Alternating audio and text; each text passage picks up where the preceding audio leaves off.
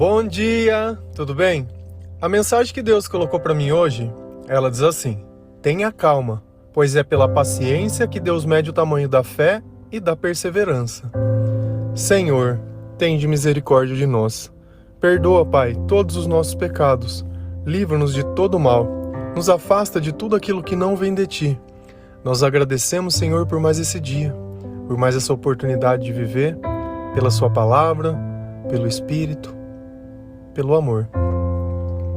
Aceita, Senhor, essa nossa oração, esse nosso louvor, pois nós Te amamos, Te bendizemos, Te adoramos, confiamos e somente Tu é o nosso Deus e a Ti adoramos. O que seria manter a calma? É simplesmente não ficar querendo adivinhar como as coisas vão se solucionar. Paciência é algo que a gente adquire com sabedoria.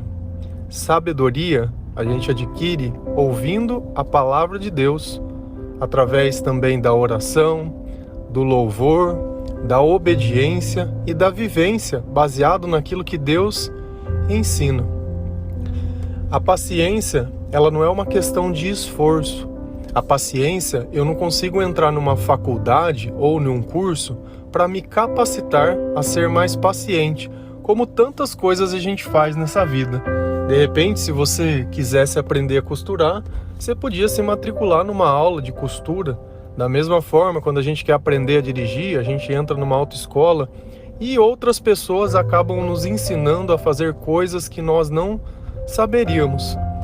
Só que nessa questão que é interna nossa, que diz muito sobre os nossos sentimentos e como nós reagimos mediante aos problemas, fica evidente uma coisa, que nós, enquanto Deus está distante da nossa vida, nós somos muito vulneráveis. Nós reagimos sempre de forma errada, mediante a coisas muitas vezes pequenas. Basta um celular que não funciona da forma que a gente quer. Você tentar fazer um pagamento ou fazer alguma coisa e o aplicativo simplesmente não funcionar. Ou quando você está querendo ver um filme, alguma coisa e a internet não está funcionando. Basta aquela simples coisa para todo o seu dia praticamente estar estragado. Para que você comece a usar palavras feias, querendo expressar o ódio que está dentro do teu coração. E a gente sempre tem que lembrar que a boca fala do que o coração está cheio.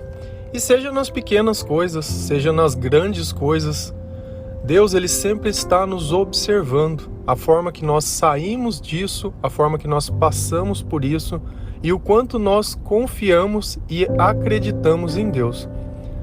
Só que se a gente acabar não ouvindo a palavra, se a gente acabar simplesmente não procurando os ensinamentos de Deus, eu acredito que praticamente uma vida inteira nós iremos viver nesse erro. E com a idade, não é que as pessoas elas ficam mais sábias. A idade torna as pessoas menos insistentes. Na verdade, ele se acostumou com o erro. Então ele já não vê mais problema em ser assim.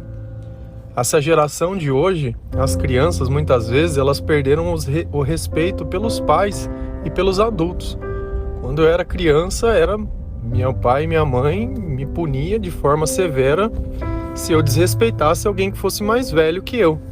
Hoje você pode notar que um filho ele xinga a mãe e a mãe xinga o filho e aquilo tá tudo normal dentro do diálogo. Por quê? Porque não existe paciência, não existe espaço para Cristo dentro dessa família. Muitas vezes Deus é aquele que está escondido dentro de uma Bíblia, aberto num salmo na sala. Deus é aquele que está num crucifixo, menos habitando o hábito dessas pessoas, ou a correção. Se a gente vai lá em Gálatas 5, versículo 22 e 23, a palavra do Senhor, ela diz assim: mas o Espírito de Deus produz o amor, a alegria, a paz, a paciência, a delicadeza, a bondade, a fidelidade, a mansidão e o domínio próprio. Todos esses sentimentos, eles são produzidos ou eles são sentidos quando quando o Espírito de Deus está perto ou dentro de nós. Poxa vida, mas eu vou sentir amor quando o Espírito Santo estiver perto de mim? Vai sentir alegria? Vai sentir paz? Vou sentir paciência. Olha a palavrinha aí, eu não tenho paciência. O que você está dizendo? Deus não está perto de mim. Ou, vamos criar uma palavra gatilho, eu estou sem paciência hoje. O que você está dizendo? Eu estou precisando orar mais, eu estou precisando buscar mais a Deus, eu estou me sentindo triste. O que você está dizendo? A mesma coisa, eu estou precisando orar mais, eu estou precisando de Deus comigo. Eu sou muito bruto, eu não me importo com as pessoas, não consigo fazer nada com zelo, sabe? Aquela pessoa tudo com raiva e com ódio. O que está faltando? De novo, o mesmo antídoto, o mesmo remédio Deus soluciona. E às vezes a gente diz que quer ser feliz e acha que a nossa felicidade depende de coisas. E aquilo que a gente depende é algo muito mais simples, que é a presença de Deus dentro da nossa vida. Da mesma forma, para a gente poder fazer caridade. Toda vez que você pensa em ajudar alguém, é porque Deus está com você. Essa bondade, ela não é nossa. Não é uma coisa de pensamento, eu quero ser bom. Não, no nosso pensamento a gente esconde a comida para o outro não comer, para que você tenha o que comer depois. A gente é egoísta. Você jamais daria algo para outra pessoa que você julgasse que fosse útil para você. Primeiro a gente separa o nosso, depois dá para o outro. E essa ideia de o prejuízo nunca ficar com a gente não é a forma que Deus pensa. Deus, ele prefere ficar com o prejuízo e fazer o que é certo. Nós já falamos sobre isso também. E tem uma coisa aqui dentro que o Espírito dá, que é esse domínio próprio. É o que ajuda a pessoa a sair do vício. Então, se você tem um vício, bebida, cigarro, droga, prostituição, pornografia, sei lá, qualquer coisa que você sente que aquilo te domina, ou que você se sente mal depois que faz, ou é uma coisa que você sabe que tem atrapalhado a sua vida. Isso são vícios.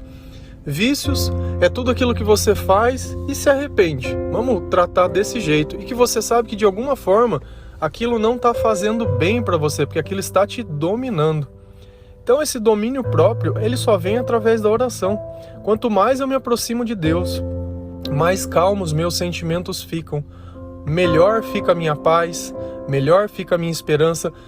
E o que vai acontecendo? Se eu orar às vezes simplesmente nos piores momentos e não de forma constante, esse espírito ele fica entrando e saindo. E quando Deus sai, quem que entra? Lembra sempre uma coisa, só tem dois lados. Dois lados. Não existe um terceiro, só tem dois. Ou é Deus, ou é o outro. Enquanto Deus te dá liberdade, o outro quer dominar a sua vida. Enquanto Deus te dá alegria, o outro te dá tristeza.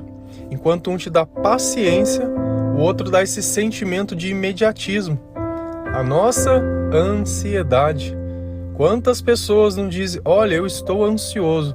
E o que eu acho que é mais, assim, das coisas que eu paro para pensar, quando Deus falta na nossa vida, sobra criatividade. Porque se você for pegar livros de psicologia, de, sei lá, esses estudos, né? Eles vão tratar como um diagnóstico. Não, eu tenho transtorno. Não, você tem falta de Deus. E quando falta Deus, sobra criatividade para tentar explicar. Quando eu não consigo explicar, eu tomo um remédio e fico lá dopado. Beleza, ó, tudo certo. Eu não preciso resolver a causa que é a falta de oração, não preciso alimentar o meu espírito. Não, eu tomo um remedinho. Tudo bem, eu preciso de remédio. Cara, você não precisa. Você não precisa. Quando você vai notar, e eu já presenciei, já testemunhei, quando você criar uma vida de oração, uma vida de obediência a Deus, de leitura à palavra, você vai ver que aquela causa que tinha antes, ela vai deixar de existir. Se não tem a causa, não tem por que você tomar. Por que você toma um remédio de dor de cabeça? Porque tem uma dor na cabeça. Se não existisse a dor, você tomaria? Não tomaria. É sobre isso que eu estou falando. Enquanto a tua vida continuar desregulada, você vai continuar tendo a necessidade de alguma forma desse remédio. Mas a partir do momento que a sua vida começa a se transformar pela mensagem de Deus, você não vai ter mais necessidade. Lá em Tiago 1, versículo 2 e 4, a palavra ela diz assim: Meus irmãos, considerem motivo de grande alegria o fato de passarem por diversas provações. Eu vou interromper só um pouquinho para a gente aprender a olhar a entrelinha. Considerem motivo de grande alegria. Quem pode dar alegria? Deus. Então ela está passando essa provação com quem? Com Deus. Então, ainda que eu esteja na provação, se eu estiver com Deus, eu vou estar me sentindo bem. Vamos continuar. Pois vocês sabem que a prova da sua fé produz perseverança. E a perseverança deve ter ação completa, a fim de que vocês sejam maduros e íntegros, sem que falte a vocês coisa alguma. O Espírito de Deus, ele vai vir na nossa vida, ele vai dar sabedoria. Quando eu passo pela prova, percebendo que Deus é maior que o problema, a minha fé ela se fortalece, a minha perseverança que é se manter firme. Eu sei que Deus ele não vai me abandonar e dessa forma a minha fé ela é provada. E quando Deus diz que a perseverança deve ter uma ação completa, é para que a transformação da nossa vida, a transição, ela seja 100%. E a partir desse instante, nós nos tornamos maduros e íntegros e aptos a participar de anunciar as boas novas do reino de Deus para todas as pessoas. Porque o melhor testemunho não é aquele que é pregado a palavra, mas aquele que é vivido a palavra. Nós olhamos Jesus como um espelho porque Jesus era o que ele pregava, enquanto os outros simplesmente diziam aquilo que a lei dizia. Jesus não. Jesus é o cumprimento de toda a lei. E no final fica algo muito bom. A partir do momento que nós nos tornamos maduros, nós nos tornamos capazes de receber todas as bênçãos que Deus tem para nós, para que o nosso coração ele não se corrompa através da vaidade, através da oportunidade. Porque tem gente que se você der oportunidade, a primeira coisa que ela faz é fazer tudo errado. Ela está só esperando a oportunidade. Ah, por que não faz errado? Porque eu não tenho dinheiro. Se tivesse dinheiro, não estaria dando. Então como é que Deus pode te dar algo se aquilo vai te destruir? Então você precisa também ponderar sobre as tuas escolhas, sobre os teus pensamentos, fechar as brechas, aprender a ouvir da forma certa. Muitas vezes eu vou conversar com as pessoas e eu estou falando sobre um ponto, e já se generaliza tudo, como se fosse a vida toda. Quando você escuta o que alguém não disse, tem alguma coisa errada de você, porque eu tenho que ouvir o que está sendo dito, não o que eu imagino. A minha imaginação sobre o pensamento do outro, ela não serve de nada. Talvez ela esteja projetando aquilo que está dentro de mim. Nós temos que ter muita paciência, mas não no sentido de eu olhar e querer imediatismo, mas de que se eu perceber que dentro do meu coração está brotando um sentimento de ansiedade, está brotando um sentimento de confronto, está brotando coisas que não vêm de Deus, é sinal que eu preciso entrar em oração naquele instante. E aí vem uma dúvida. Bom, quando eu estou orando, existem diversas formas de Deus responder essa oração. Eu posso depois ler a palavra de Deus e Deus se revelar a mim aquela dúvida ou aquilo que eu perguntei para Ele. Posso de repente no meio de um louvor ouvir um trecho que está falando. Deus pode se manifestar através de outra pessoa. Deus pode se manifestar através de uma atitude que aconteceu perto de mim e eu esteja observando. Deus pode se manifestar através de um sonho. Deus ele pode falar de diversas maneiras. Mas uma coisa sempre é clara: quando Deus estiver falando conosco, o Espírito Santo está conosco. Então, nesse instante, dentro do teu coração, você vai sentir um sentimento de paz assim, ó. Poxa, mas tá tudo dando errado, você tá tão tranquilo. Você já encontrou pessoas assim? E é engraçado que tem gente que fala assim, chega a dar raiva do quanto que ele fica calmo. Percebe que enquanto um tá sentindo paz, o outro tá se queimando de ódio. Por quê? Porque ele não tem o domínio, não tem o controle. Quando que você pôde imaginar que a oração fosse algo tão importante? Muitas vezes a gente aprende a orar para agradecer, orar antes de dormir, mas não orar para viver. Não orar para que a gente possa passar a provação e a tribulação com honra. E que isso, no final, vai testar que o nosso caráter está íntegro para Deus. E tem uma coisa que a gente precisa entender também. Eu não vou ficar sendo provado a vida inteira. Quando o meu caráter ele se torna maduro, tudo isso deixa de existir. Porque as coisas se tornam pequenas demais para você colocá-las para dentro de você e perder um dia por coisas bobas. Amém?